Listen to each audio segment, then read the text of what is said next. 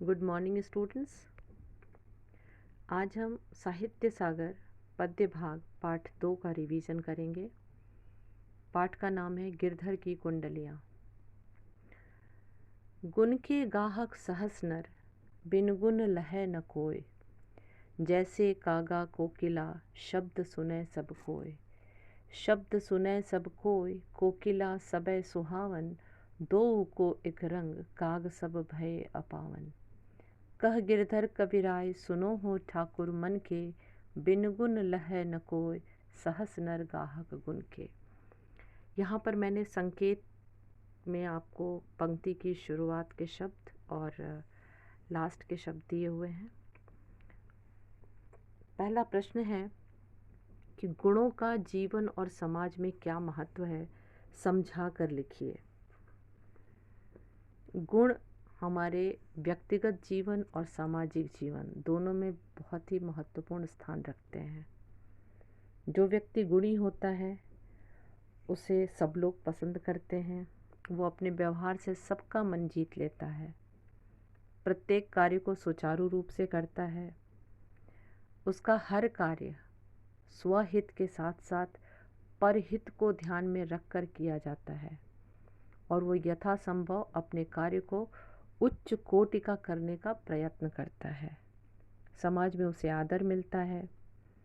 अच्छे कार्यों के कारण लोग उसकी प्रशंसा करते हैं। सभी उससे मित्रता करना चाहते हैं, उसकी संगति में रहना चाहते हैं, उससे कुछ सीखना चाहते हैं। एक गुणी व्यक्ति बहुत सारे लोगों को गुणवान बना सकता है। समाज में उसके गुणों की कद्र होती है। वो यशस्वी होता है। उसके गुण के कारण ही समाज उसे आदर देता है और उसकी प्रशंसा करता है। तो इस तरह से समाज में गुणों का क्या महत्व है आप समझ गए होंगे। सुनो हो ठाकुर मन के से कवि का क्या अभिप्राय है। सुनो हो ठाकुर मन के से कवि का अभिप्राय है कि अपने मन में स्वयं को श्रेष्ठ समझने वालों, मेरी बात ध्यान से सुनो। कवि का ये मानना है कि यह मानव स्वभाव है कि हर व्यक्ति अपने मन में खुद को श्रेष्ठ समझता है, अपने कमियों को देखने का प्रयत्न ही नहीं करता, उन्हें जानने का प्रयास नहीं करता। जबकि आत्मविश्लेषण से हम अपने अवगुणों के बारे में जानकर उन्हें दूर करने का उपाय खोजकर अपने अंदर सद्गुणों को विकसित कर सकते हैं। इसलिए कवि ये कहते हैं कि समाज में गुण की कद्र होती है, रंग और रूप की नहीं। हमें अपने अंदर गुण विकसित करने चाहिए। कौवे और कोयल के द्वारा कवि क्या स्पष्ट करना चाहते हैं। कौवे और कोयल के द्वारा कवि ये स्पष्ट करना चाहते हैं कि संसार में व्यक्ति रंग रूप से नहीं बल्कि गुणों के कारण ही जाना जाता है, आदर पाता है, प्रशंसा का पात्र होता है और सभी को प्रिय भी होता है।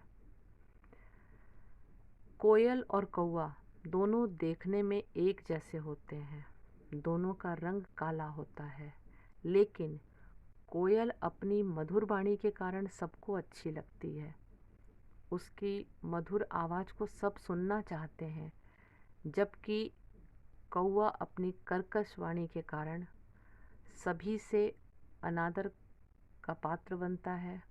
लोग उससे देखते ही उसको उड़ा देते हैं। उसकी आवाज़ को कोई भी सुनना पसंद नहीं करता। तो कोयल अपनी मधुर वाणी के कारण सम्मानित होती है, जबकि कौवा अपनी कर्कश वाणी के कारण हर जगह अपमान का पात्र बनता है। बिन गुण लहै न कोय, सहस नर गाहक गुण के। पंक्ति का भाव स्पष्ट कीजिए। यानी कि इसके द्वारा कवि हमें क्या समझाना चाहते हैं।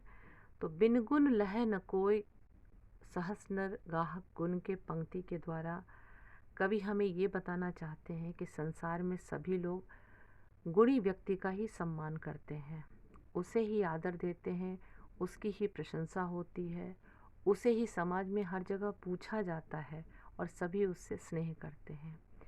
इसके विपरीत जो व्यक्ति गुणहीन होता है उसे कोई नहीं पूछता, उसके पास कोई नहीं जाता, कोई उसका सम्मान नहीं करता, बल्कि वह हर जगह से तिरस्कृत ही होता है। तो समाज में सिर्फ गुण की कद्र होती है, गुण की ही पूजा होती है। इसी तरह से आप पाठ के दूसरे जो कुंडली है उससे संबंधित प्रश्नों को देखिएगा और उसे लिखने का प्रयास कीजिएगा। Thank you students.